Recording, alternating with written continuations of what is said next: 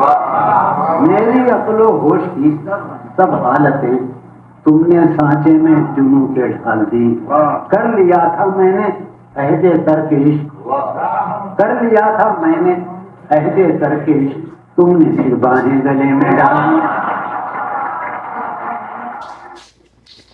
میں بہت شکریہ ادا کرتا ہوں اپنے جو پینلسٹس ہیں، عادل زیدی صاحب، ڈاکٹر افضال فردوس، اگین پچھلی نشست میں بھی ہمارے ساتھ شامل تھے. اور ہم جو ہے وہ میں تھوڑا سا پراؤڈ فیل کرنا چاہ رہا ہوں کہ عارف امام کو ہم کھینچ کے لائے ہیں بہت عرصے کے بعد. تو عارف امام اور میرے بڑے بھائی نور علی جو ہیں یہ بہت پرانے گہرے دوست ہیں. تو اس حوالے سے عارف صاحب کے ساتھ ہماری تھوڑی سی گھریلو دوستانہ فیملی ٹائپ کی صورتحال ہے. تو بس بغیر مزید کسی تمہید کے میں اپنے پینلسٹ کو اسٹیج پہ دعوت دوں گا. عادل صاحب، ڈاکٹر افضال فردوس، عارف امام.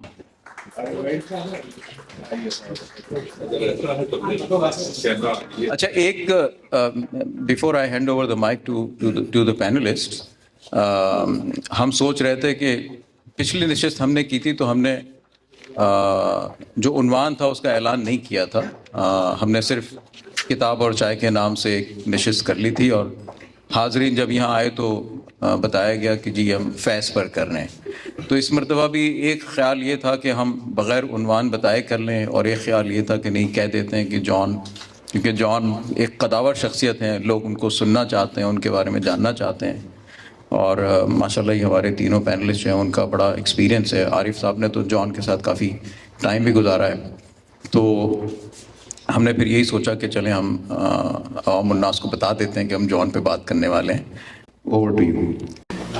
یہ سب کتاب اور چائے کا سلسلہ تھا. پھر جان بھائی پہ پچھلی دفعہ ہم یہاں نہیں تھے، تو کتاب کے حوالے سے جان بھائی کے 8 مصرعے ہیں، انہیں اپنی گفتگو سے پہلے آپ تک پہنچانا چاہتا ہوں. سنے میں ہوں گے آپ سب کے.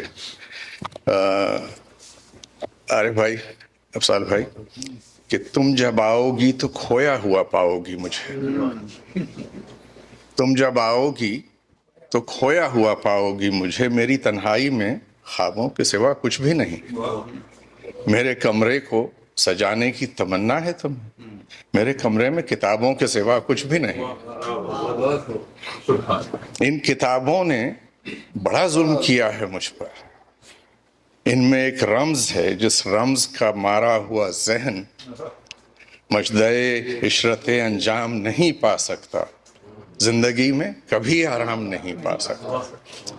تو یہ ان کی شخصیت کو آپ تک پہنچانے کے لیے انہی کے 8 مصرعے ہیں. گفتگو کا سلسلہ 4-5 منٹ میں ہم نے سوچا کہ ان کا فورورڈ ہے پہلی کتاب شاید، اور ایک ادنا سی خواہش بھی ہے، ایک مشن بھی ہے کہ اس فورورڈ کو نصاب میں شامل ہونا چاہیے اردو ادب کے. کیونکہ اگر آپ وہ فورورڈ پڑھ لیں تفصیل سے اور 1-2 دفعہ، تو آپ کو شاید جان صاحب کے بارے میں جو سوالات آپ کے ذہن میں ہیں ان کے جوابات اس فورورڈ میں مل جائیں گے. تو اس فورورڈ سے مختصر سے اقتباسات ہیں، 4-5 لائنیں، اور انہی کی زبانی ان کی کہانی ہے کہ جس بیٹے کو اس کے انتہائی خیال پسند اور مثالیہ پرست باپ نے عملی زندگی گزارنے کا کوئی طریقہ نہ سکھایا ہو، بلکہ یہ تلقین کی ہو کہ علم سب سے بڑی فضیلت ہے اور کتاب سب سے بڑی دولت، تو وہ رائے گاہ نہ جاتا تو اور کیا ہوتا. یہ پہلا ان کا جہاں سے کہ شروع ہوتا ہے ان کا نیاز مندانہ. چھوڑتے جاتے ہیں. یہ بھی حسب حال ہے. دیکھیے کہ طبقہ اشراف چونکہ صدیوں سے مراعات یافتہ رہا تھا، اس لیے زیادہ تعلیم یافتہ، مہذب اور تخلیقی تھا. میں نے اس کے وجود کے ڈھہنے کی حالت کو اپنے اس شعر میں بیان کیا ہے.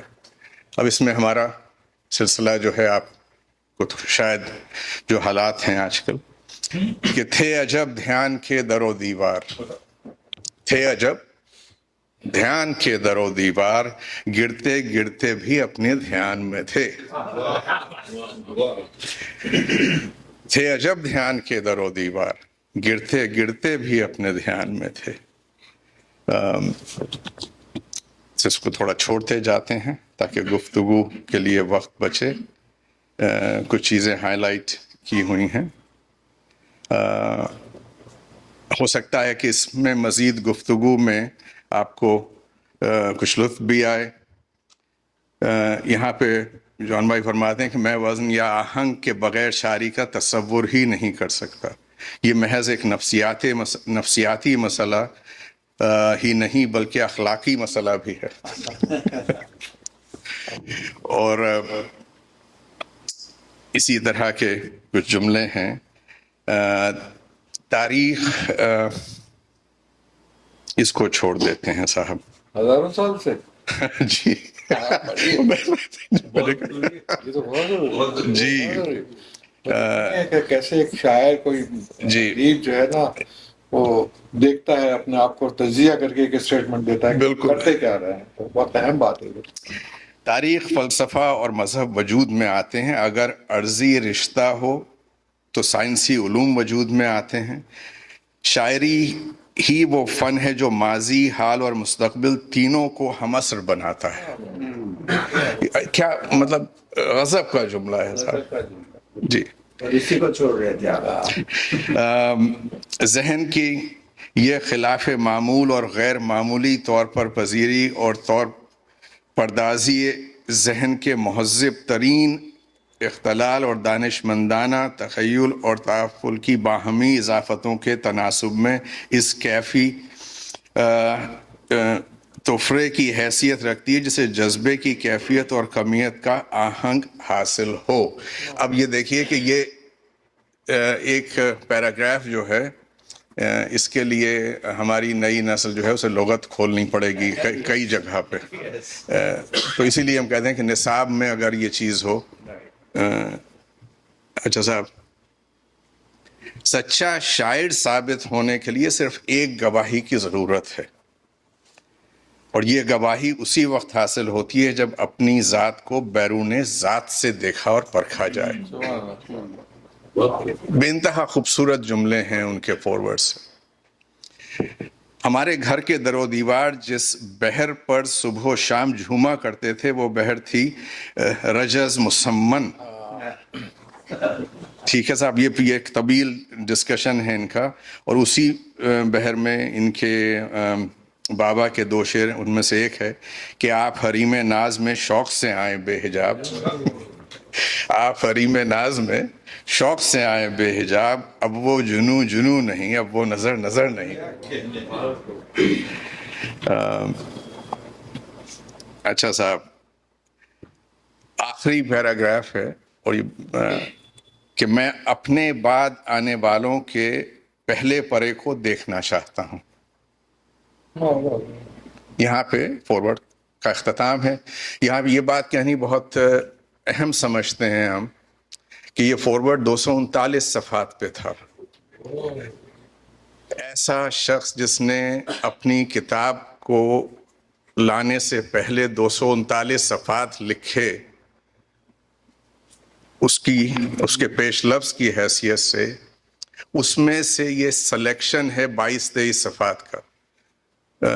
تو آپ سب حضرات موجود ہیں، عارف بھائی یہاں موجود ہیں. میرا ان سب آپ کے توسط سے اور اس پہ بات چیت چل رہی ہے کراچی میں بھی کہ وہ باقی صفحات اگر مل جائیں تو ان کا شائع ہونا بہت ضروری ہے. اگر مل جائیں ہوں گے، کہیں نہ کہیں ہوں گے. تو صاحب یہاں پہ اختتام ہوتا ہے اس فارورڈ کا کہ میں اپنے بعد آنے والوں کے پہلے پرے کو دیکھنا چاہتا ہوں. میرے ساتھیوں کی آنکھیں ایک عمر سے سلگ رہی ہیں، جل رہی ہیں. میں ان آنے والوں کو دیکھ کر اپنی آنکھیں ٹھنڈی کرنا چاہتا ہوں، ان کے ماتھے چومنا اور پھر اپنی پلکیں بند کر لینا چاہتا ہوں.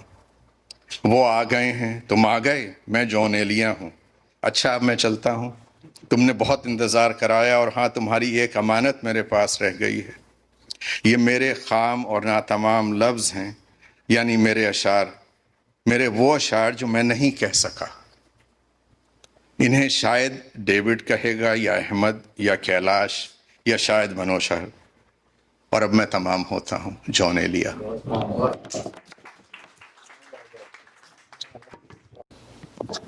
سب سے پہلی بات تو یہ کہ مجھے آج پھر سرپرائز ہے کہ آپ لوگ پھر تشریف لے آئے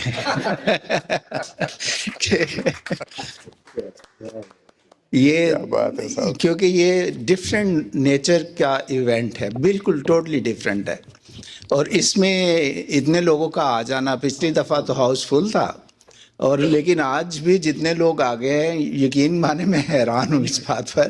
thank you so very much. آج جس قداور شخصیت کے بارے میں ہم بات چیت کرنا چاہ رہے ہیں، وہ شخصیت اتنی بڑی ہے کہ جون ایلیا کے بارے میں آج بساط بچھائی تو جا سکتی ہے، سمیٹی نہیں جا سکتی۔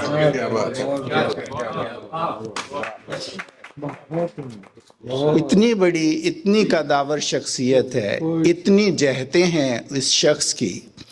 میں برسوں ترسوں عارف بھائی سے بات ہو رہی تھی کہ میں شاید کا پھر سے مطالعہ کر رہا تھا، تو جب تیسری چوتھی نظم آئی برج بابل، تو رونگٹے کھڑے ہو گئے، گوز بمپس ہو گئے، اور میں نے کتاب بند کر دی، اور اس کے سحر میں مبتلا ہو کر، جس کو کہتے ہیں نا سنک ان ہونا، وہ سنک ان ہونے لگا میں، اور اس کے بارے میں بعد میں تھوڑی سی بات کرنا چاہ رہا ہوں۔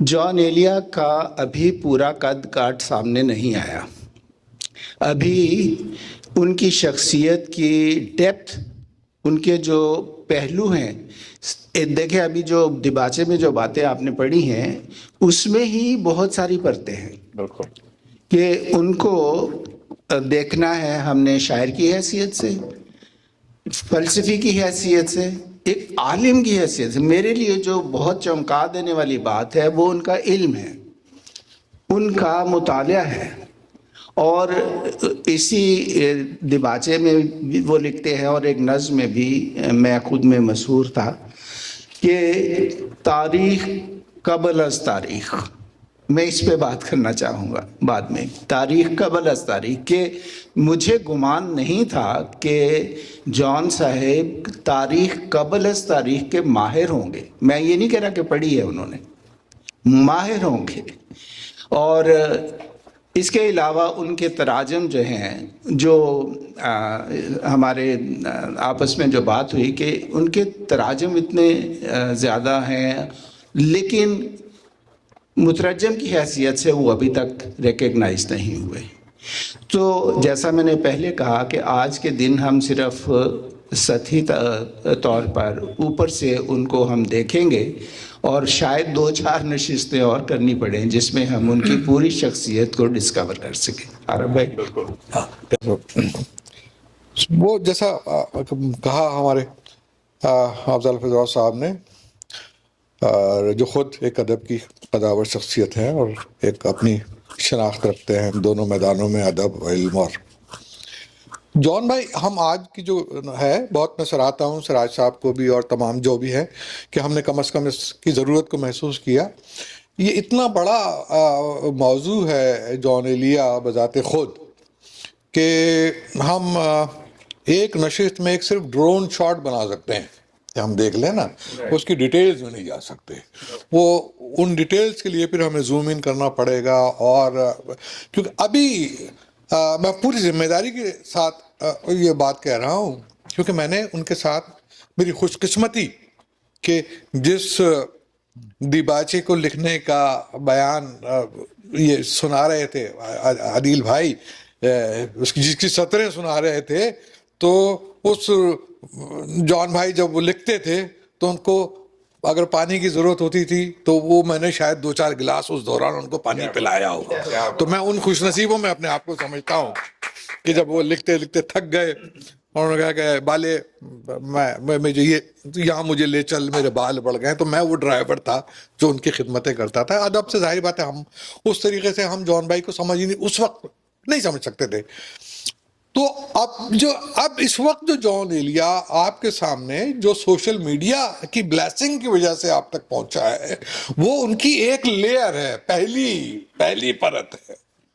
وہ صرف ابھی آپ ایک جان ایلیا, کیونکہ جان بھائی ایک جینیس تھے اپنے دور کے, اور جو علم تھا اور ان کا جو مشاہدہ تھا اور جو تاریخ پر اور مابعد تاریخ پر جو ان کی نظر تھی, تو وہ جو اظہاریہ ان کا دراصل اظہاریہ ہے وہ تو ابھی کئی پرتوں تلے چھپا ہوا ہے.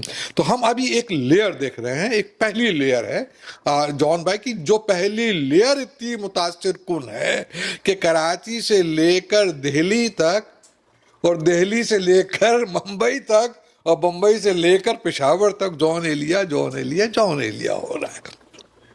تو جب وہ پرتیں اتریں گی اور ان کو ڈسکور ہوگا اور اس کے اوپر کام ہوگا, تو آج ہم ایسا کرتے ہیں کہ ان معاملات کے اوپر ہم کسی اور تفصیلی میں گفتگو کریں. تو جان بھائی کی زندگی کے بارے میں جو مجھ سے کہا گیا کہ اور کیونکہ میں وٹنس اور ان کی ایک عرصے تک میری خوش نصیبی رہی کہ میں ان کے خدمت گزاروں میں شامل رہا, تو میں نے بہت نزدیک سے ان کے شب و روز دیکھے ہیں, زاہدہ بھابھی کے شب و روز دیکھے ہیں, اور میں گفتگو میں اب اس مرحلے پہ داخل ہو رہا ہوں کہ اب میں جان ایلیا کہتے ہوئے مجھے میری زبان میں لکنت ہوتی ہے, کیونکہ میں ساری زندگی جان بھائی کہتا رہا ہوں ان کو, تو میں اب جان بھائی ہی کہوں گا ان کو. تو جان بھائی ایک عجیب, اچھا ہم جب کسی ایک شخصیت کے بارے میں بات کرتے ہیں نا, تو ہمیں یہ بھی دیکھنا پڑتا ہے کہ ہم جس شخصیت کو اس وقت دیکھ رہے ہیں, اس شخصیت کے بننے میں, اس شخصیت کو بنانے میں کون لوگ, کون عوامل, ان کا خاندانی پس منظر کیا تھا, ان کا گزر بسر کیسا تھا, ان کا رہن سہن کیسا تھا, ان کا بول چال, تو یہ ساری چیزیں ہمیں آہستہ آہستہ ہم دیکھتے ہیں. اب ہم جب دیکھتے ہیں جان بھائی کو, تو باپ کون نظر آتا ہے؟ شفیق ایلیا. اور شفیق ایلیا جو اس وقت کے جان بھائی کے جو مجموعہ کی کتاب میں تاخیر کی وجہ ہے کہ وہ 60 سال کی عمر پہنچ کر, کیونکہ وہ چاہتے تھے کہ وہ اپنے والد کی, جیسا ایک بیٹا ہوتا ہے نا اس کی خواہش ہوتی ہے کہ پہلے میرے باپ کا کلام شائع ہو جائے, تو وہ اس میں, لیکن وہ بہرحال ان کے معاملات تھے کہ وہ نہیں, تو پھر وہ آمادہ ہوئے. اور اس میں ہم سب کو جو جان ایلیا کے چاہنے والے ہیں, ہمیں سب کو سلیم جعفری کا شکر گزار ہونا چاہیے. بالکل. اگر سلیم جعفری نہ ہوتا تو یہ شاید ہمارے سامنے نہ رکھی ہوتی, کیونکہ جان بھائی بالکل آمادہ نہیں تھے اس کتاب کو شائع کرنے میں. اپنی کتاب کو ان کو کوئی دلچسپی نہیں تھی. تو سلیم جعفری واز دا پرسن جس نے ان کو کنونس کیا اور آمادہ کیا, اور سارا یہ سارا سلسلہ. تو وہ جان, وہ والد, وہ شفیق ایلیا, وہ امروہہ. اچھا اب یہ دیکھیں کہ جو سراؤنڈنگز ہوئی نا, امروہہ, میرا تعلق بالکل امروہے سے نہیں ہے, لیکن امروہہ ایک ایسا مردم خیز خطہ کہ ایک جیسے کہتے ہیں کہ مردم خیز جو اس میں بامسمہ ہو جاتا ہے نا, کہاں پر مطلب کم سے کم بھی اگر وہاں کوئی فرد ہوگا نا وہاں امروہے کا. اب تو خیر معاملات بدل گئے, وہ خوش نویس ضرور ہوگا, خطاط ہوگا, کم سے کم خوش نویس ہوگا. آرٹ سے اتنا گہرا تعلق میں نے ہندوستان کے کسی خطے کا نہیں دیکھا. لکھنؤ کی ذکر کرتے ہیں ہم, دہلی کا ذکر کرتے ہیں. اچھا لکھنؤ رجواڑے تھے, نوابین تھے, دہلی اور آگرہ یہ سلطنت کے مراکز تھے, تو سلطنت کے مراکز کا علمی مرکز بن جانا کچھ کوئی حیران کن بات نہیں ہے. ایک امروہہ جو ہے کہیں مراد آباد میں کہیں پڑا ہوا ہے, اور وہ تو یہ امروہہ جو ہے یہ جان کے خمیر میں شامل ہے. اور وہ امروہہ جہاں جو صادقین پیدا کر رہا ہے, جو اقبال مہدی پیدا کر رہا ہے, اور تو کمال امروہی پیدا کر رہا ہے. تو یہ سارے عوامل تھے جس نے انہوں نے پوری ایک شخصیت کی تعمیر کی. شاعری کے حوالے سے ابھی افضال بھائی بات کریں گے, اور ان کا فلسفے کے حوالے سے بہت عمدہ جان بھائی کے حوالے سے گفتگو ہو سکتی ہے. اور لیکن صرف اجمالی بہت مختصر اس کو میں ٹچ کرتے ہوئے گزر رہا ہوں کہ ہمارے شاعری میں, ہم اردو شاعری کی اگر بات کریں تو ہمارا پہلا نام, اگر ہم فلسفے اور شعر کو دونوں کو وہ کرتے ہیں, تو ہمیں اقبال نظر آتا ہے سامنے نا. مطلب اقبال شاعر بھی اور فلسفی بھی، یہ نظر آتا ہے. اس کے بعد جو خاص بات ہے جان ایلیا اور فلسفہ اور شاعری، جان ایلیا کی شاعری اور فلسفہ، اس میں سب سے اہم بات یہ ہے کہ اب اقبال کی شاعری ہمیں بہت پرسکون نظر آتی ہے، لیکن جہاں فلسفہ آتا ہے وہ پھسپھسی ہو جاتی ہے، کیونکہ وہ پند اور نصائح وہ آ جاتے ہیں نا. اور ایک اس میں سے شاعری تھوڑا سا جو ہے نا وہ کسے کہتی. جان بھائی کا کمال یہ ہے کہ وہ جس فلسفے کے عامل تھے، وہ نیلیس تھے، منفیت پسند ان کا فلسفہ جو تھا، تو وہ شاعری پوری جھلک رہی ہے ان کی، اور پورے بھرپور وفور سے وہ فلسفہ ان کا زندگی کا جو ہے نا وہ شاعری. تو وہ جان ایلیا اس حوالے سے بھی ایک منفرد اور بڑا شاعر ہے کہ اس نے فلسفے اور شاعری جو جس کے اندر ایک بودھ بظاہر نظر آتا ہے نا اس کو ختم کیا اور اس کو آمیز ایسے کیا کہ وہ ایک دوسرے کا حصہ بن گئے.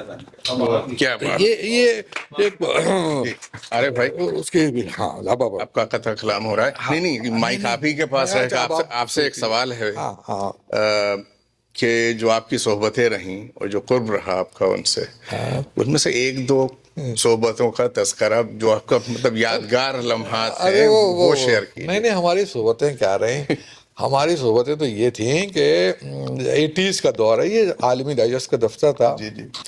تو وہ ڈائجسٹ نکالتے تھے، عالمی نام تھا اس کا. اچھا اس حوالے سے میں ایک دو اچھا تو پہلے وہی میں بتا رہا ہوں کہ اتنا بڑا موضوع ہے کہ میں اس میں برانچز کھلتے چلے، آپ مجھے روکتے رہیں اور وہ کرتے رہیں. بالکل درست کیا آپ نے. ہاں کہ میں ادھر ادھر دائیں بائیں نا وہ بھٹکتا پھر امام کو روکنے کا کام.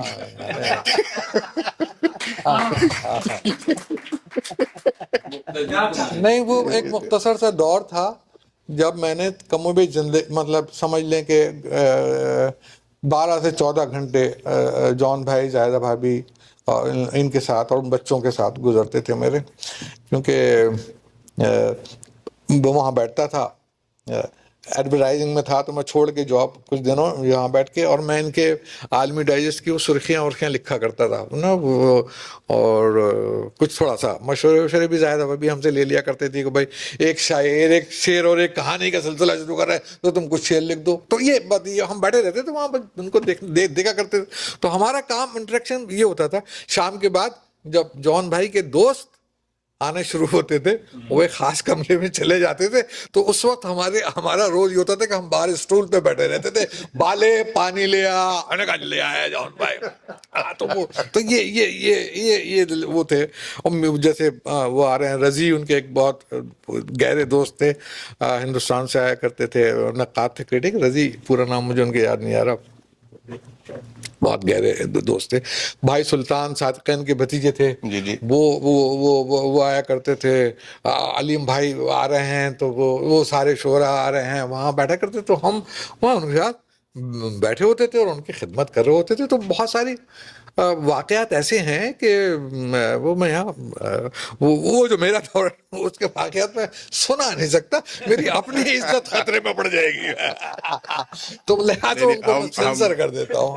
ہم نہیں چاہتے کہ امامت میں خطرہ میری امامت چھین لی جائے گی، لہٰذا میں ڈنڈی مارتا ہوں. آپ نے سلیم جعفری صاحب کا ذکر کیا، اور یہ تھا جشن مجروح سلطان پوری. جشن مجروح صاحب کا تھا. جب جان بھائی کو بلایا گیا مائکرو فون پہ، تو آپ کو یاد ہوگا وہ ویڈیو پہ موجود ہے کہ مجروح صاحب جو ہیں وہ اٹھ کے آئے مائکرو فون پہ، حالانکہ تعارف کرا چکے تھے سلیم جعفری جان ایلیا کا، اور انہوں نے ایک جملہ اس قدر تاریخی کہا کہ یہ کہنا ضروری ہے میرا کہ گفتگو میں شاعری کرنا مشکل ترین فن ہے، اور گفتگو میں شاعری کرتا ہی چلا جائے انسان، یہ جان ایلیا ہے. میں اس پہ آؤں گا جی. اور ان حضرات کے لیے جو شاید ویسے جو بھی آئے ہیں اردو کے مت والے ہیں یہاں پہ آج بیٹھے ہوئے ہیں آپ لوگ، تو ڈرائیو کرتے میں جب آ رہے تھے، ہم نے سوچا کہ کنٹینیوس کانورسیشن ان پوئٹری، ایک کنٹینیوس کانورسیشن ہے، بالکل ہم نشیں سانس پھول جاتی ہے. تو یہ سلسلے جو ہیں جان بھائی کے یہاں جو ملتے ہیں، گفتگو میں شاعری کی، یہ آپ کو اردو ادب میں جس طرح کی پوئٹری ہے، اور اس میں ایک جملہ کہہ کے واپس آتے ہیں عارف بھائی کی طرف کہ جون بھائی نے 39 برس لیے اپنا پہلا مجموعہ، جو بھی وجوہات رہیں وہ اس میں ہیں لکھی ہوئی، ان میں نہیں جاتے اس وقت، لیکن وہ بہت ہی انتخاب جو تھا ان کا، پرسنل جو ہماری 1-2 صحبتیں ان کے ساتھ رہیں، اس طرف بھی آئیں گے، کیونکہ اس میں کوئی ایسی چیز چھپانے والی نہیں ہے جو کہ ہمارے عارف بھائی کے ساتھ رہی ہوں گی، اور اس میں ہمارا کوئی وہ تعلق نہیں ہے، ہماری والدہ کا ہے اس میں. تو بات صرف کیا کہہ رہے تھے صاحب؟ اب یہاں سے میں نے گالے سوال ہے. نہیں یہاں سے نہیں، ہم جو آپ تک پہنچ رہے تھے، نفسیاتی اور وہ جو تو جو شاعری میں گفتگو والا سلسلہ ہے، اب آپ مطلب آپ نے جملہ کا تو مجھے وہ شعر یاد آیا آپ جان بھائی کا کہ مستقل بولتا ہی رہتا ہوں، کتنا خاموش ہوں میں اندر سے. جون بھائی کی شاعری کا یہ کمال تھا. مطلب جون بھائی بڑے شاعر کیوں ہیں؟ مطلب یہ نہیں کہ وہ کوئی عروض کے بہت وہ ماہر تھے، یا اگرچہ کھڑے رہتے تھے ان کے سامنے ہاتھ باندھے الفاظ، بلکہ کھڑے کیا رہتے تھے، وہ تو لفظ ایجاد کرنے والے لوگ تھے. ارے صاحب کھڑے تھے ہم جو لفظ بولتے تھے، وہ لفظ بولتے تھے، وہ ایجاد کرتے تھے. ان کے ہاں آپ شاعری میں ان کو پڑھیں، وہ جو نام ان کے ہاں ایک عجیب قسم کے نا، وہی جو آپ نے ما قبل تاریخ جو نام وہ انہوں نے اس کے ہاں ان کے نظر، تو وہ سب ان کے ایجاد کردہ ہوتے تھے. کیا بات، کیونکہ وہ اس مزاج کو سمجھتے، اس مزاج کو، کیونکہ اس زمانے کی کتابیں تو دستیاب نہیں ہیں، تو وہاں جہاں تک وہ پہنچے دستیاب تاریخ کی مدد سے، تو اس کے بعد انہوں نے خود اپنے طور پہ امیجن کیا کہ اس سے پہلے کیا ہوگا. تو وہ منظرنامہ انہوں نے، وہ زبان، وہ اصطلاحات وہ وضع کرتے تھے. تو وہ ایک جو معاملہ تھا ان کا. ارے بھائی 2 مصرے آپ کو سنا رہا ہوں، میں چاہوں گا اس پہ تبصرہ آپ ضرور کیجئے. بالکل ہاں سنائیے. اور عجیب مصرے ہیں صاحب ان کے، پوری غزلی کمال کی ہے کہ اب مجھے کوئی ٹوکتا بھی نہیں، ہائے ہائے ہائے، اب مجھے کوئی ٹوکتا بھی نہیں، یہی ہوتا ہے خاندان میں کیا، یہی ہوتا ہے خاندان میں کیا. ہاں یہاں تو یہ ان کی زندگی سے بڑا جڑا ہوا ہے. زندگی جو ہم یہ دیکھتے ہیں کہ ہم کسی شاعر کو بڑا شاعر کیسے، اس کا پیمانہ کیا ہے، اس کا وہ کیا بینچ مارک ہے جس پہ ہم اس کو ٹیسٹ کر کے اس کو کہتے ہیں کہ یہ بڑا شاعر ہے نا. تو ہم کہیں دیکھتے ہیں داغ کو بڑا شاعر کہتے ہیں، ہم کہتے ہیں بھائی داغ کو زبان پہ بڑی دسترس حاصل تھی. ہم اقبال کے غالب کی بات کرتے ہیں تو ہم غالب کے ہاں بھائی الہامی اور ان کے جو وہ زبان دانی اور یہ ساری چیزیں.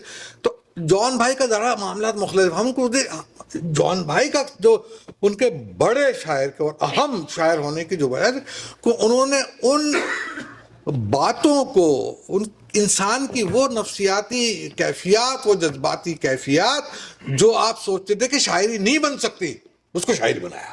کیا بات بھیا آپ دیکھیں نا کہ ماچس کی تیلی جلائی آپ نے، اس کو شاعری بنائیں گے؟ آپ بنا سکتے ہیں اس کو شاعری؟ پینٹنگ تو بن سکتی ہے کہ ماچس کی تیلی جل رہی. شاعری جو لطیف کام ہے نا، بس کہ مجھے یاد اب شعر جو ہے نا وہ یاد لکھا ہوا ہے میں نے یہاں. کل دوپہر عجیب سی ایک بے کلی رہی. کیا بات ہے، واہ واہ واہ. کل دوپہر عجیب سی ایک بے کلی رہی، بس تیلیاں جلا کے بجھاتا رہا. اب اب آپ دیکھیے کہ بظاہر کتنا غیر شاعرانہ، کتنا غیر مصورانہ عمل ہے. تیلی بجا رہے ہیں آپ بیٹھے بنے، وہ اس کو شاعری بنا رہے تھے. یہ ہوتا ہے بڑا آرٹسٹ. کوئی بھی بڑا آرٹسٹ جو ہے نا کسی بھی فن میں ہوتا ہے نا کہ وہ وہاں سے وہ اینگل ہوتا ہے اس کا جو آپ کو عام ایک نظر جو ہے نا وہ اس کو نہیں دیکھتے، تو وہ رخ، وہ زاویہ اس کا دیکھتا ہے. اسی طریقے سے میں اچھا بہت ساری چیزیں، ایک شعر مجھے جو جون بھائی کا بہت پسند ہے، بہت پسند ہے.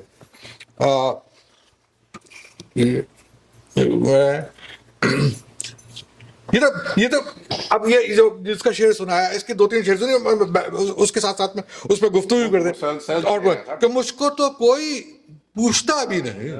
ہم ہوتے ہیں ارے یار وہ منو خالہ نے تو ہمارے سلام کا جواب نہیں دیا, ہمارے منو خالو نے, یہ ساری باتیں عام گفتگو ہو رہی ہوتی ہے گھروں میں. اب اس کو شاعری کیسے بنائیں گے بھائی؟ مجھ کو تو کوئی ٹوکتا بھی نہیں, یہی ہوتا ہے خاندان میں کیا, یہ شاعری بنا رہے. اور اس میں ایک جو میرا ذاتی تجربہ ہے کہ میں یہ فون جو ہے اس وقت مجھے بار بار وہ اس پہ چلا جا رہا ہے. ایک شعر جو مجھے بہت پسند ہے, اور کیونکہ یہ شعر بیتا ہے مجھ پر, جوانی نوجوانی وہ بھی جو دور تھا, اور ظاہر بات ہم نے اپنے کیریئر کی جدوجہد میں تھے کچھ, تو کپڑے وپڑے ہمارے پاس کوئی ایسے برانڈیڈ یا خیر اس زمانے میں کوئی برانڈ کا کوئی وہ تھا بھی نہیں تھا, لیکن پھر بھی کوئی بہتر کپڑے. تو اب کیا کریں, کہیں جانا ہے کوئی سوٹ ووٹ تو ہمارے پاس ہوتا نہیں, تو ہم نے ایک لٹھے کا بڑا اچھا سفید شلوار قمیص سلوایا ہوا تھا, وہ کلف ولف لگا کے اس پہ استری کر کے اور وہ پکڑ کے, اور ایک اجرک کسی نے ہمیں تحفے میں دے دی تھی, تو ہم اجرک ڈال کے اکڑ کے اس میں مونچھوں میں بل دیتے ہوئے کہیں بھی تقریب میں چلے جاتے تھے. ویسا ہوا کیا آر تو اپنی محرومیاں چھپاتے ہیں, اپنی محرومیاں چھپاتے ہیں ہم غریبوں کی آن بان میں. کیا بات, یہ دیکھیں وہ تجربے جو زندگی پر آپ کے اوپر جذباتی طور پر, نفسیاتی طور پر اور سماجی طور پر جو گزر رہے ہوتے ہیں نا, اس کو شاعری بنانے والا جان ایلیا. That's why he is.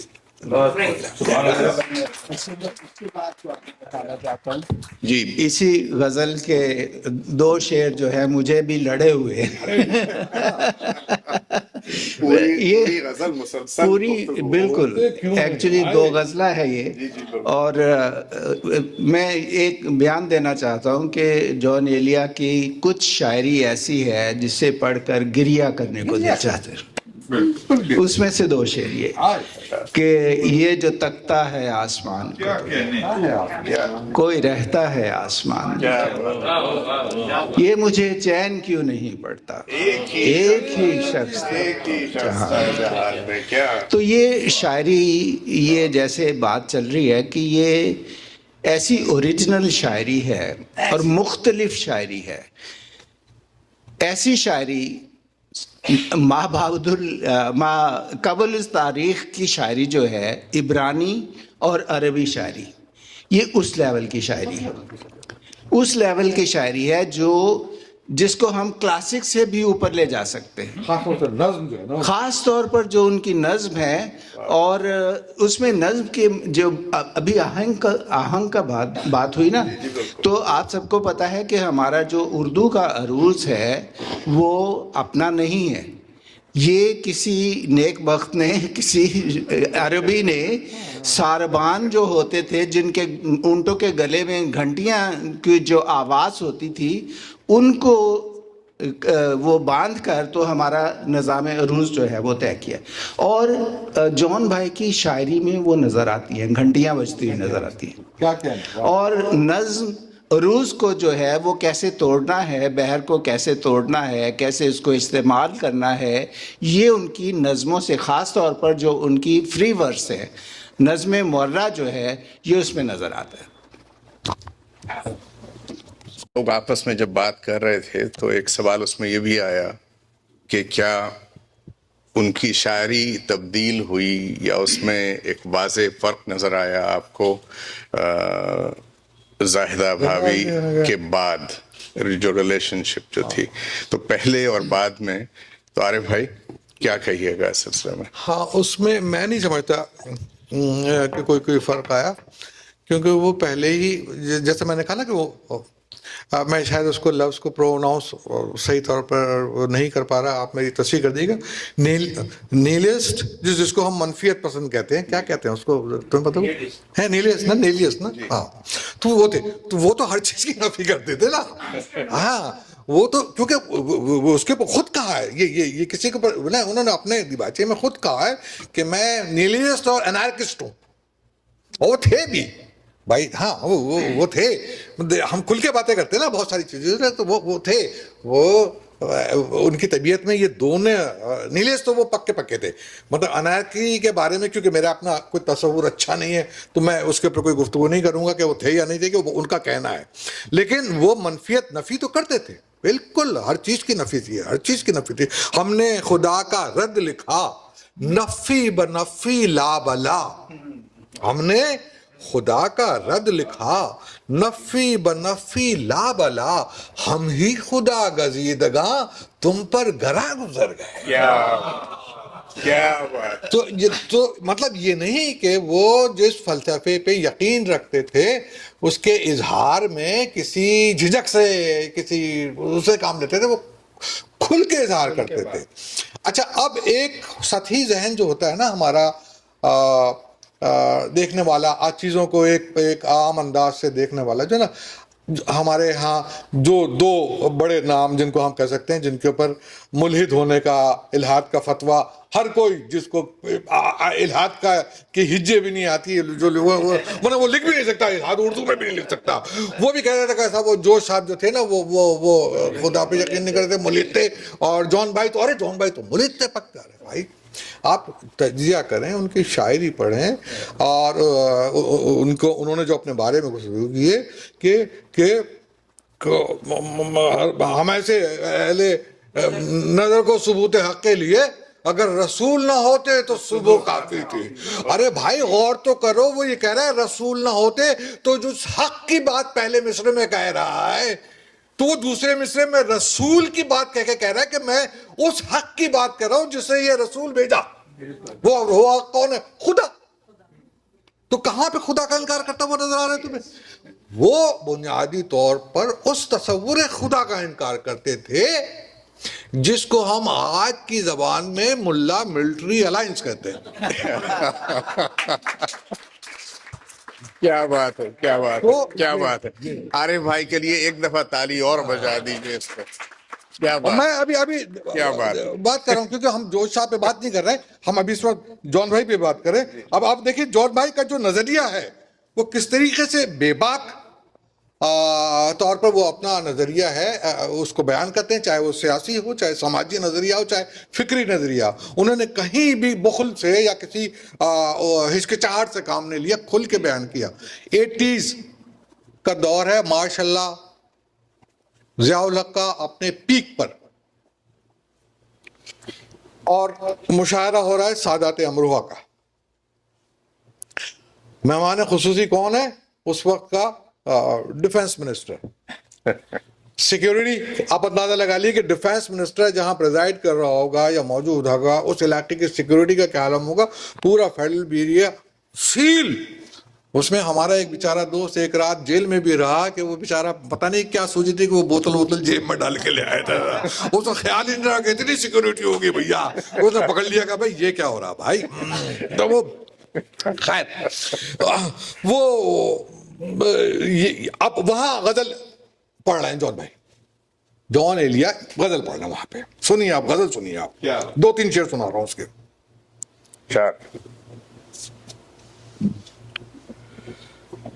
کہ جو میں نے کہا نا ملا ملٹری الائنس، یہ آج کی لینگویج میں نا، کہ اب وہ دیکھیں کہ جس کو بھی شیخ و شاہ نے، غور کیجئے گا لفظوں کے اوپر، شیخ و شاہ ملا ملٹری، جس کو بھی شیخ و شاہ نے حکم خدا دیا قرار، ہم نے نہیں کیا وہ کام، ہاں بخدا نہیں کیا. کیا بات. پہلے مصرے میں ملا ملٹری الائنس کا بنائے ہوئے خدا سے انکار کیا ہے، دوسرے مصرے میں جو خدا ہے اس کا اقرار کیا ہے، اس کی قسم کھا. کیا بات. تو آپ دیکھیں تو صحیح یار، اٹھا کے جو منہ میں اٹھاتا ہے آپ کسی کے لگا دیتے ہیں. اور اچھا اب سیاسی وہ ان کی اسی غزل میں یہ غزل پڑھ رہے ہیں وہ وہاں کہ جہاں پوری جس کے خلاف شعر کہہ رہے ہیں وہ وہاں موجود ہیں.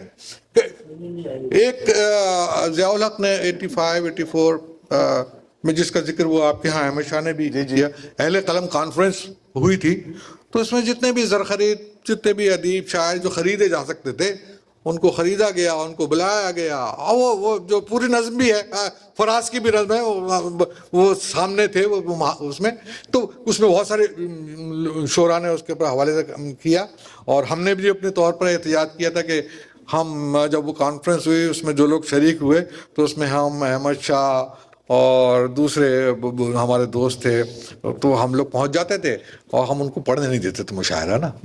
ہاں پڑھیں, ہم نے قاسمی صاحب کو مشاعرہ نہیں پڑھنے دیا. میں نے کہا آپ جائیں ہمارا, انہوں نے وہ جنرل عارف کی کتاب کا دیباچہ لکھا تھا نا, وہ جب وہ جیسی ہے, میں نے کہا بھائی وہ دیباچہ لکھیے آپ جنرل عارف صاحب کا, یار شاعری واڑی سے کیا تعلق, آپ چھوڑیے. تو یہ وہ دور تھا اس میں کہ نسبت علم ہے بہت حاکم وقت کو عزیز, کیا بات, نسبت علم ہے بہت حاکم وقت کو عزیز, اس نے تو کار جہل بھی بے علماء نہیں کیا.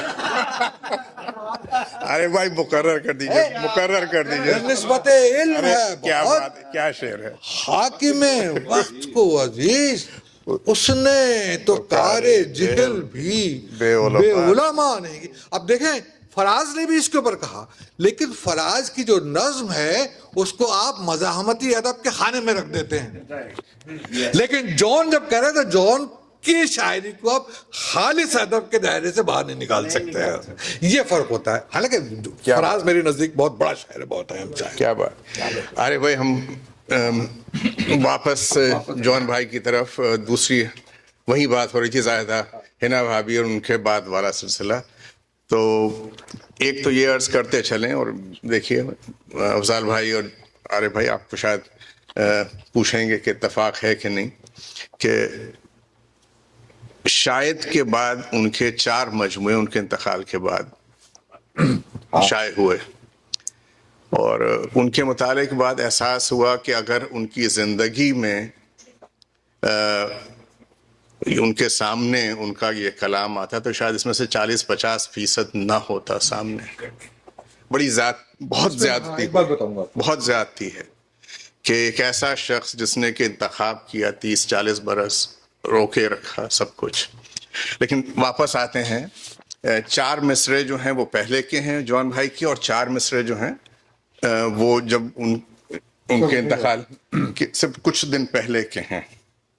اور میں نے سوچا کہ شاید کوئی بات بنے کہ یہ تیرے خط, تیری خوشبو, یہ تیرے خواب و خیال, متائے جاں ہیں تیرے قول اور قسم کی طرح.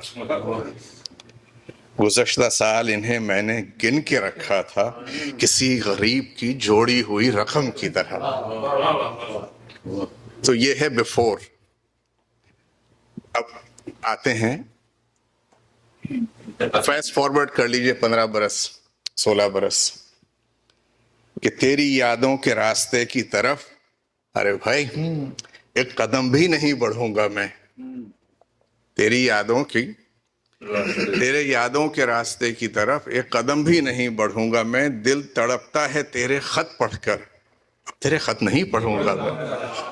یہ وہی جون ایلیا ہے. جی عارف بھائی. اس حوالے سے تھوڑی سی گفتگو میرے لیے بڑی وہ تکلیف دہ ہے, کیونکہ میرے نزدیک زاہدہ بھابھی اور جون بھائی مجھ سے یکساں بہت محبت کرتے تھے, بہت شفقت کرتے تھے. تو وہ میں کبھی یہ طے نہیں کر پاتا کہ میں کس سے زیادہ محبت کرتا ہوں. میرے لیے زاہدہ بھابھی بھی اتنی محترم ہے, اور اب بھی واحد میں ہوں جس کو زاہدہ بھابھی نے معترض نہیں ہوں کہ تم مجھے اب کس حصے سے بھابھی کہتے ہو. کبھی بھی نہیں ٹوکا, سب کو ٹوک دیا انہوں نے, سب کو ٹوک دیا کہ آپ کس بات سے تم. ہم لوگ عموماً جو دوست تھے جو بیٹھتے تھے جاتے جو جون بھائی کے پاس, تو سب بھابھی, زیادہ بھابھی, جون بھائی, زیادہ بھابھی. تو وہ اس کے بعد, اور میں وہ شخص ہوں کہ جو سیپریشن کے بعد جون بھائی سب کی میرے پاس, میں اسلام آباد موو ہو گیا تھا, تو اس کے بعد میرے پاس آئے, میرے پاس رہے. سو ظاہر بات ہے, میں ان باتوں کو عموماً بیان نہیں کرتا پبلک میں, لیکن آج کیونکہ متعلق خاص بات ہی ہوئی ہو رہی ہے, اور مجھے اسی لیے بلایا ہے کہ میں جون بھائی کی شخصیت کے حوالے سے کوئی گفتگو کروں. تو زاہدہ بھابھی سے بے پناہ اور ٹوٹ گئے تھے, بالکل ٹوٹ گئے تھے, اور مستقل بس بالے اور मुस्तकिल उनको भाभी को याद करते रहते थे, और इस हद तक याद करने लगे थे कि मैं आपको एक अजीब बात बताऊं कि 80s का ही दौर था। वो जॉन भाई को एक चीज़ बहुत तकलीफ पहुंचाती थी, जब कोई उनके लफ्जियात चुराता था, या रदीफ उनकी कोई वो है कि ये मेरी वो चुराते हैं ना, एक गज़ल में है ना कि वो मेरी वो चुराते हैं, मेरी आहें चुराते हैं, या कुछ ऐसा कुछ है। तो वो बुनियादी तौर पे तो वो आहें तो उनकी लफ्ज़ थे ना। मुझे मेरे सामने वाले वो उधर इफ्तिखार की किताब की वो है तकरीब, तो मुझे ले चलेगा। मैंने कहा हाँ जॉन भाई ले चलो, मोटरसाइकिल थी वहाँ पर। हाँ, जानता है ना मेरी रदीफे चुराता है। वो इफ्तिखार आरिफ ने वो नहीं की रदीफ नहीं है, वो गलत है कि ये मुजदा नहीं, वो जो बड़ी मशहूर गजल है जॉन भाई की, तो नहीं रदीफ पे इफ्तिखार आरिफ ने भी ये गजल कह दी थी, वो उस पे मेरी। खैर अब वो जाना था, जाहिर बात एक ताल्लुक, वो ले गए रात से भर ना बकते जगते कि ये वो है साथ ही। मैंने कहा हाँ तुम चल ले गए, ओ खैर वो ले गए शरीक हुए। उसके बाद जना अब ये वाक़या हुआ। अब ये देखे कि किस तरीके से आदमी बदलता है ना मुकम्मल। और मेरे जब आए तो उनका करने के लिए कि थोड़ा सा वो उससे निकलें, तो कुछ हमारे दोस्त थे, उन्होंने कहा कि तुम्हारे घर में चलो एक नशिस्त कर लेते हैं।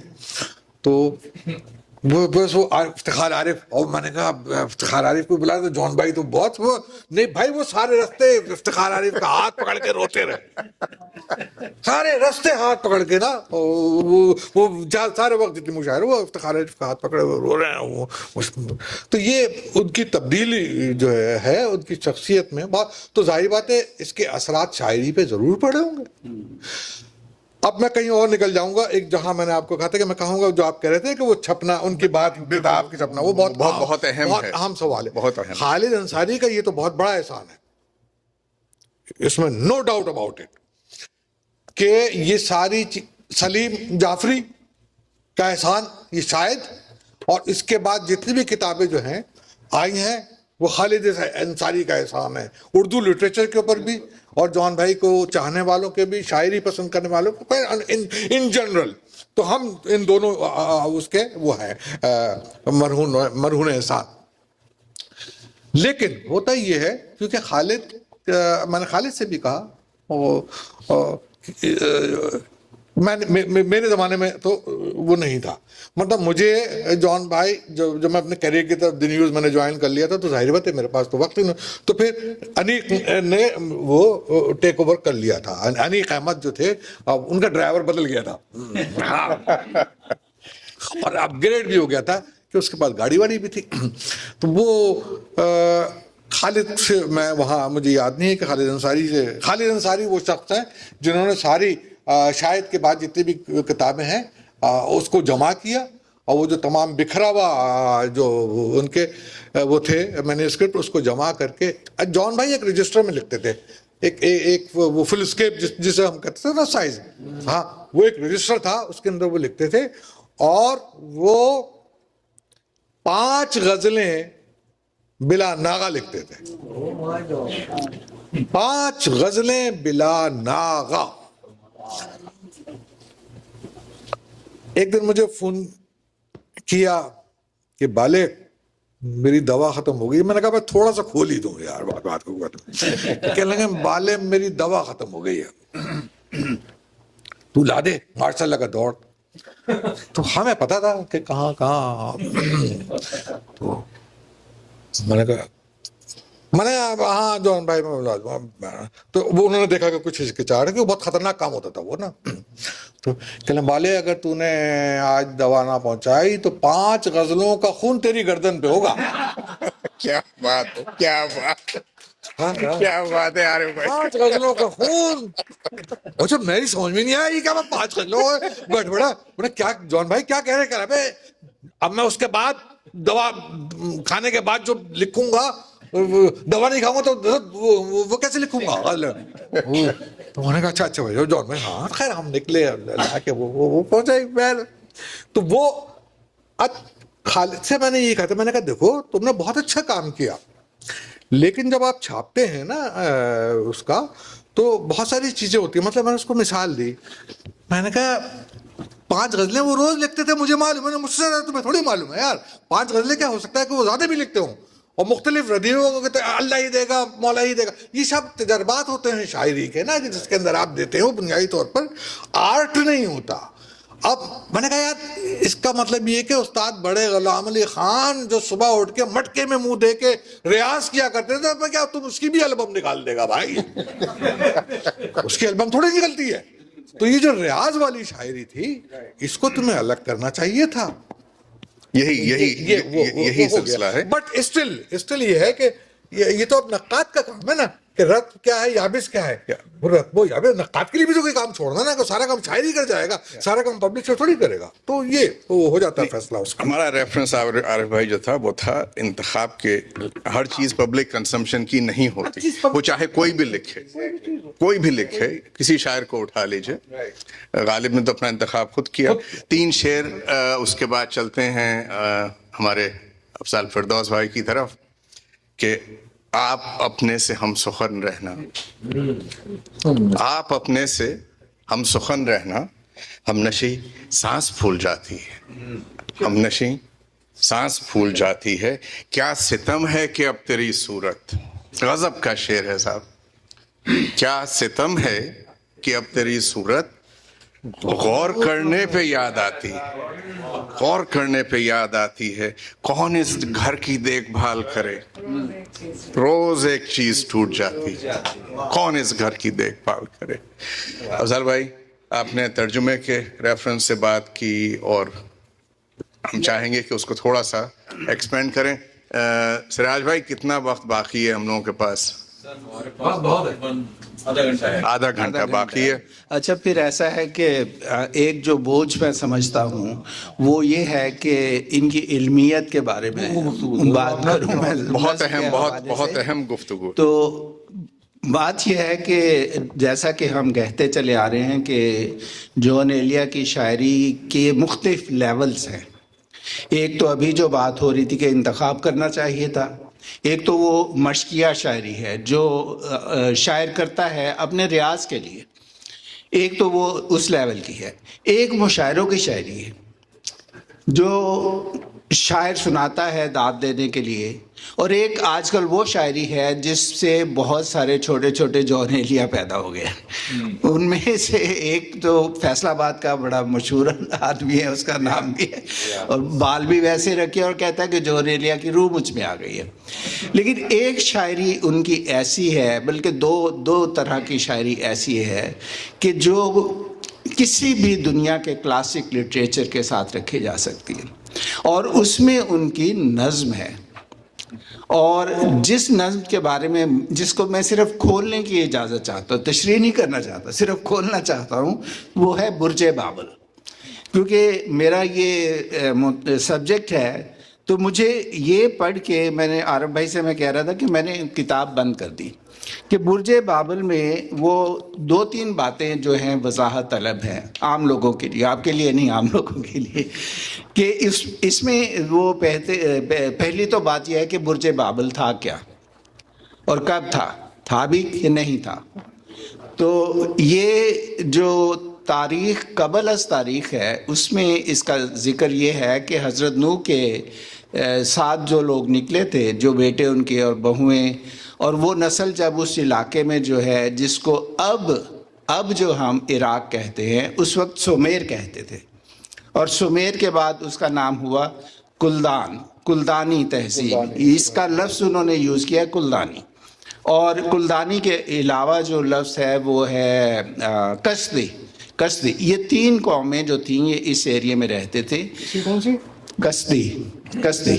تو یہ تینوں قومیں جو ہیں, ان کے یہ دجلہ اور فرات کے کنارے رہتی تھی, اور ان کا جو ڈیلٹا تھا اس کے درمیان یہ تہذیب پیدا ہوئی, جس تہذیب کو کہتے ہیں کہ انسانیت کا کریڈل آف ہیومن سیولائزیشن ہے. اس تہذیب میں سے ہمارے جد امجد حضرت ابراہیم تھے, ان کا شہر اور اس تہذیب میں سے تھا. بابل اور نینوا کا، بابل کا جو ذکر کیا ہے وہ فرات کے کنارے تھا، بلکہ شاید فرات اس میں سے گزرتا تھا. نینوا کا جو ذکر ہے وہ دجلہ کے کنارے تھا، اس کا موجودہ نام موصل ہے. اور یہ جو جس برج کا ذکر کیا گیا ہے، یہ جب جو حضرت نوح کے ساتھ ان کے خاندان کے لوگ نکلے تو جب وہ نسل بڑھتی گئی تو یہ بابل کا علاقہ جو تھا، یہ سومیر کا، کلدانیوں کا، کشتیوں کا علاقہ جو تھا، اس میں ایک نام ہمیشہ سے ہم سنتے چلے آئے ہیں، نمرود کا.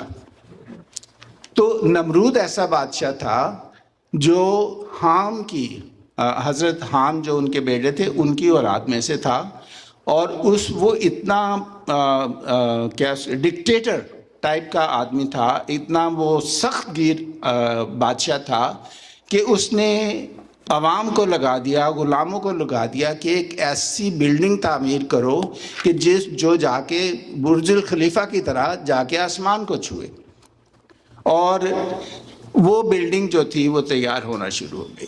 اس کی دوسری تفسیر یہ ہے کہ جب اس میں جو بیان کرتے ہیں نیچے یہ فٹ نوٹ میں جو لکھا ہے کہ بنی اسرائیل جب غلامی میں، اسیری میں تھے، تو اسیری میں جس وقت وہ گئے وہ 586 BC تھا.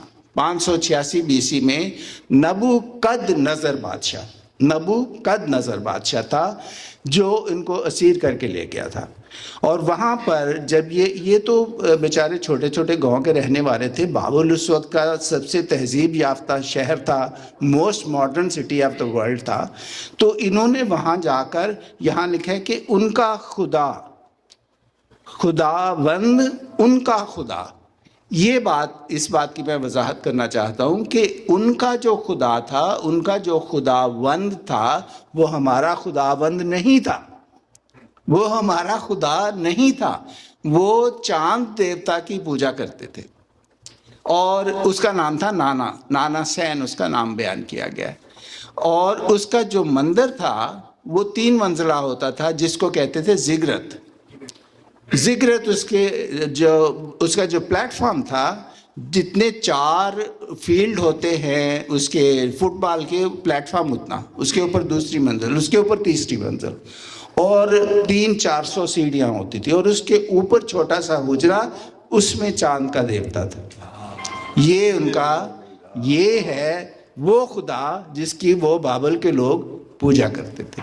تو ایسی نظمیں ہیں اور بہت سی نظمیں ہیں اور پابند نظمیں ہیں. یہ مرہ ہے، پابند نظمیں ہیں جو جان ایلیا کو اتنا قاداور شاعر بناتی ہیں کہ جیسے جیسے ٹائم گزرتا جائے گا وہ جانیں گے کہ وہ کتنے بڑے شاعر تھے. Thank you.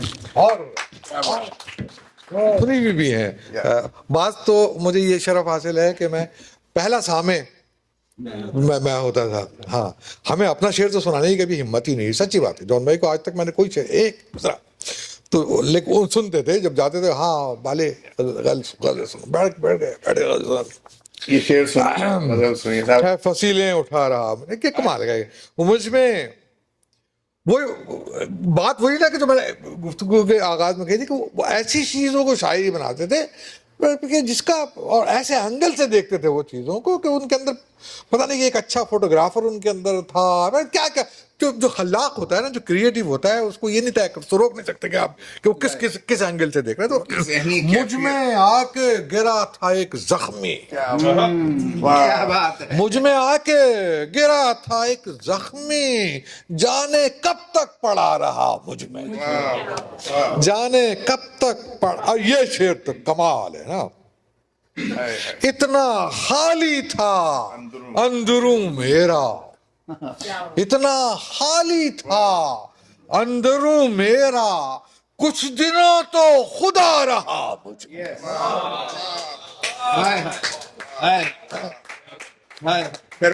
یعنی پھر میں ان معترضوں کو جواب دے رہا ہوں جو کہتے ہیں کہ جان ایلیا خدا کے اوپر یقین رکھتے تھے. اب اتنا یقین تو تم نہیں رکھتے بھائی جتنا جان ایلیا رکھتا ہے. انفینٹی کا تصور اس سے زیادہ کیا ہو سکتا ہے یار. جو کہ وہ ان کی اس کی مثال کے لیے، انفینٹی کی مثال کے لیے جان ایلیا جیسے لفظ تراش کو خدا کے علاوہ کوئی لفظ نہیں سوچ رہا. کیا بات ہے، کیا بات ہے، کیا بات ہے، کیا بات ہے. ہاں، اور اتنا خالی تھا اندروں میرا، کچھ دنوں تو خدا رہا. اس میں اور کون سا ہے؟ نہیں، کون سودو زیاں کی دنیا میں ہے؟ جہاں سے آپ کون سودو زیاں کی دنیا میں درد غربت کا ساتھ دیتا ہے، جب مقابل ہوں عشق اور دولت، حسن دولت کا ساتھ دیتا ہے. اچھا، یہ وہ شاعری تھی جان بھائی کی، ارے صاحب وہ کہ وہ یہ لڑکی فاقہ کش ہوتی تو بس صورت نظر آتی. اس کو ہمارے نصیر بھائی کہتے تھے یہ اسٹیج کرافٹ ہوتا ہے. مطلب آپ جب جاتے ہیں نا، اچھا وہ جو تمہارے جواب کی طرف آ رہا ہوں، اسی کی پیش بندی میں کر رہا ہوں. یہ ساری جو چیزیں ہیں نا، کچھ جواب آپ کو ان مصروں میں مل جائے گا. کہ وہ ایک جان بھائی کا جو ایک آپ کے سامنے ایک تصور، ایک ہیولا، اور وہ جو کیریکٹر پینٹ کیا جاتا بنیادی طور پہ ایسا نہیں تھا کہ وہ دکھا رہے ہیں نا، وہ آپ ایفیکٹ لگا کے جان بھائی کو پڑھتے ہوئے. اب کبھی ان کے کرتے پہ شکن دکھاؤ مجھے کبھی کسی تصویر میں ہوتا ہے کلف لگا ہوا کو بال، کبھی کیونکہ جب ایک مخصوص اس سے تجاوز کر جاتے تھے نا، کہ بالے چل مجھے بال کٹوانے لے جا، مجھے ان کا ادھر گلشن اقبال میں وہ تھا ایک خیر، وہیں جاتے تھے، وہیں سے گھر کے نزدیک تھا. تو وہ اس وقت جب بال کٹوانے کا وقت آ گیا تو وہ بال کٹیں گے ان کے. تو وہ اپنے نکسک سے درست رہنے والے آدمی تھے. ایک عام تاثر جو ہے کہ وہ ناسودہ، ناکام، معاشی طور پر ناکام آدمی تھے، ایسا ہرگز نہیں تھا. گویا ہوئے وہ آخر میں، لیکن اس کی وجوہات تھی. بنیادی طور پر وہ بہت کامیاب آدمی، بہت خلاق، تخلیقیات. مطلب کوئی بھی کریٹو جو ہے نا، وہ اگر ناکام ہوتا ہے تو وہ اس کی اختیاری ناکامی ہوتی ہے. وہ ہاتھ چھوڑ، مطلب وہ ہاتھ دھو بیٹھتا ہے نا کسی چیز سے. اس کے کچھ نفسیاتی، کچھ سماجی بہت سارے عوامل ہوتے ہیں. اب آپ یہ دیکھیے کہ جان بھائی تشریف لا رہے ہیں امروہہ سے پاکستان.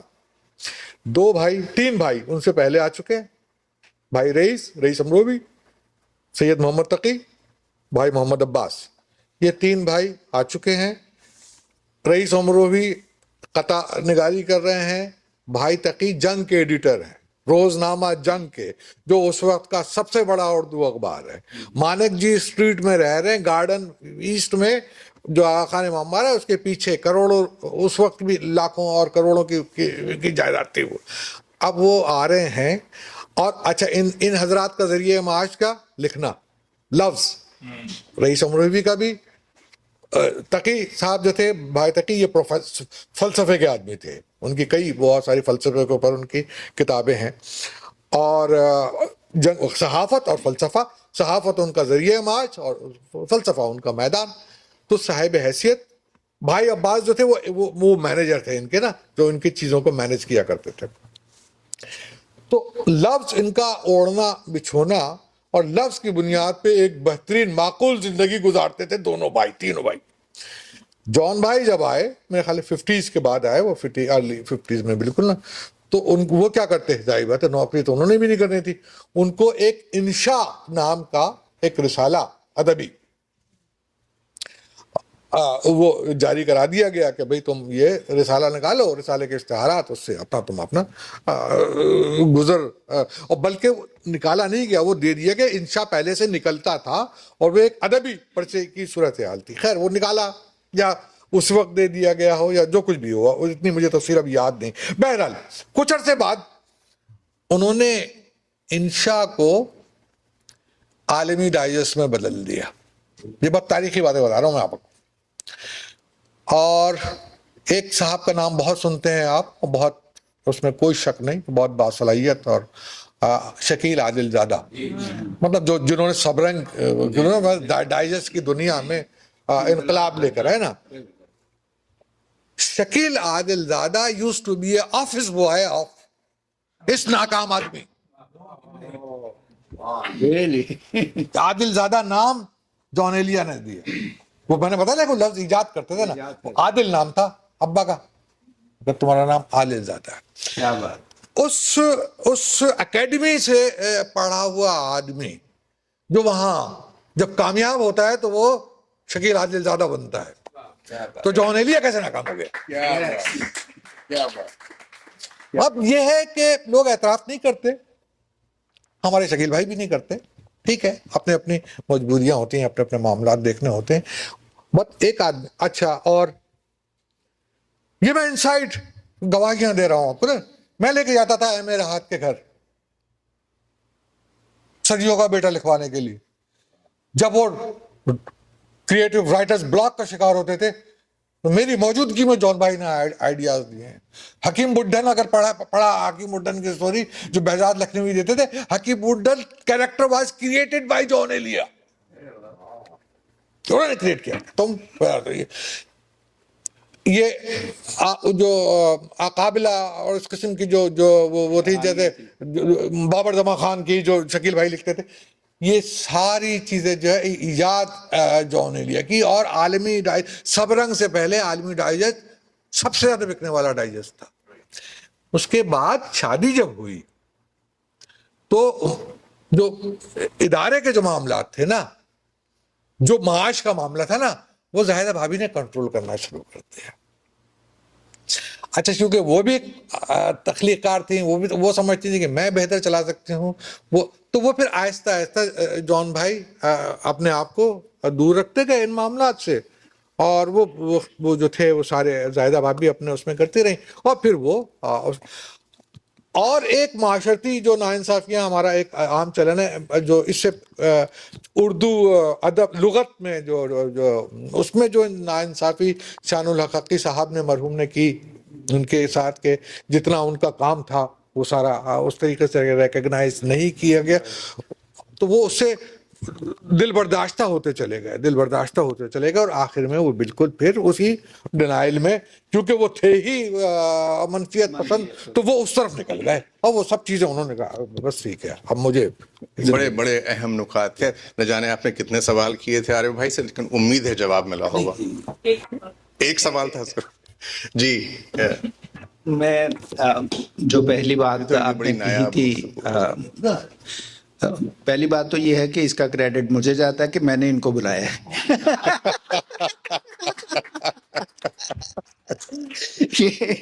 ये बड़े बहाने बनाते थे कि मैं नहीं आ सकता, ये नहीं हो सकता, वो नहीं हो सकता।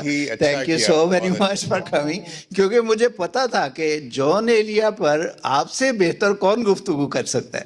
मेरी उनसे सिर्फ एक मुलाकात हुई, और गालिब का एक मिसरा याद आ रहा है साहब, आप दोनों की इस कि किसने किसको बुलाया है, काबा मेरे पीछे है, कलीसा मेरे आगे।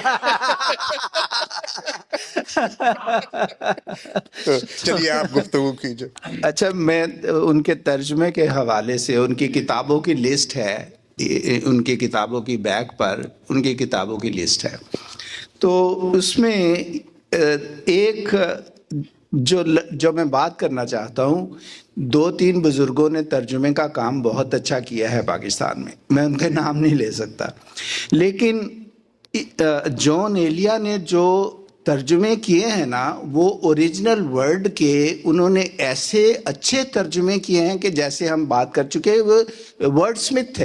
बिल्कुल बिल्कुल बिल्कुल। कैटेगोरीज का तर्जुमा किया है, काटेगोरियास, कितना करीब है, कितना करीब है। नंबर्स का अदद तर्जुमा किया है, और ये देखें जो बहुत ही खूबसूरत है, जियोमेट्री का तर्जुमा किया है, ज्योमेट्रिया। क्या बात है, क्या बात है। ऐसा वर्ड स्मिथ आदमी और कोई नहीं है, ऐसे कॉइन करने वाला, वर्ड कॉइन करने वाला और कोई है नहीं है। अच्छा, इसमें एक किताब का जिक्र है, ईसा गोजी लिखा उन्होंने, तो ईसा गोजी और पेडिगोजी वो मैं नहीं बताता, वो आप गूगल कर लीजिएगा। Thank you. सर ही अब फोड़िए निदामत में, नींद आने लगी है फुरकत में, हैं दलीलें तेरे खिलाफ मगर सोचता हूँ तेरी हिमायत में, रूह ने इश्क का फरेब दिया जिस्म को जिस्म की अदावत में, اب فقط عادتوں کی ورزش ہے، روح شامل نہیں شکایت میں، عشق کو درمیان نہ لاؤں کہ میں چیختا ہوں بدن کی اسرت میں۔ یہ کچھ آسان تو نہیں ہے کہ ہم روٹتے اب بھی ہیں مروت میں۔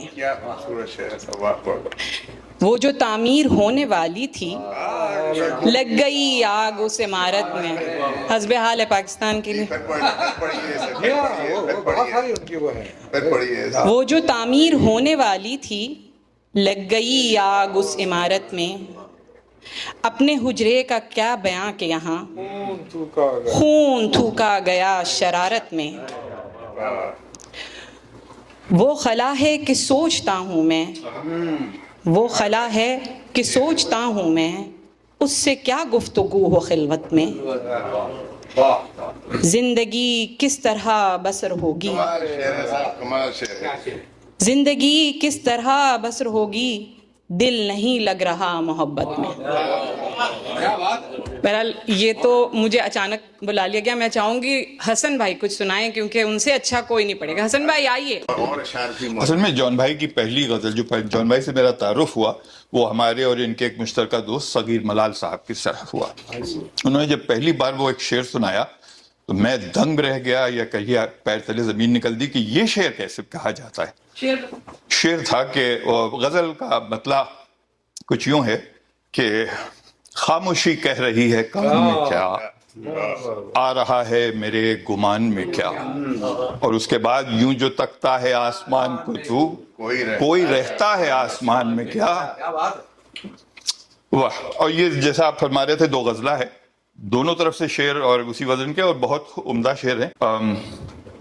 کوئی مجھ کو تو ٹوکتا بھی نہیں، کوئی مجھ کو تو ٹوکتا بھی نہیں، یہی ہوتا ہے خاندان میں کیا، یہی ہوتا ہے خاندان میں کیا۔ بولتے کیوں نہیں میرے حق میں، بولتے کیوں نہیں میرے حق میں، آبلے پڑ گئے زبان میں کیا۔ بہت شکریہ۔ صاحب دونوں ہی موجود ہیں۔ تو میں